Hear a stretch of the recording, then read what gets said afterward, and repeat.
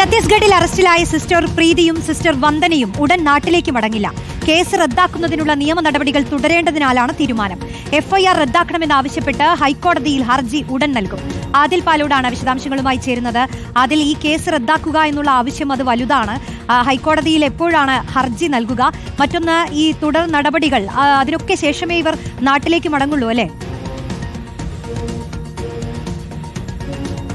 ഇന്ന് മടങ്ങാനായിരുന്നു നേരത്തെ നിശ്ചയിച്ചിരുന്നത് റോഷ്നി. പക്ഷേ ഇന്ന് മടങ്ങേണ്ടതില്ല എന്ന തീരുമാനമെടുക്കുകയായിരുന്നു.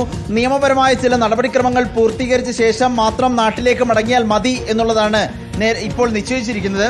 നേരത്തെയുള്ള തീരുമാനമനുസരിച്ച് ഇന്ന് ടിക്കറ്റ് എടുക്കുകയും പിന്നീട് പോകാം എന്നുള്ള നിലപാടായിരുന്നു ഉണ്ടായിരുന്നത്. ഛത്തീസ്ഗഡിലെ തന്നെ ഈ സിസ്റ്റേഴ്സ്മാരുടെ സന്യാസി സമൂഹത്തിന്റെ ദില്ലി രാജയിലെ കോൺവെന്റിലാണ് ഈ രണ്ട് കന്യാസ്ത്രീകൾ കഴിയുന്നത്.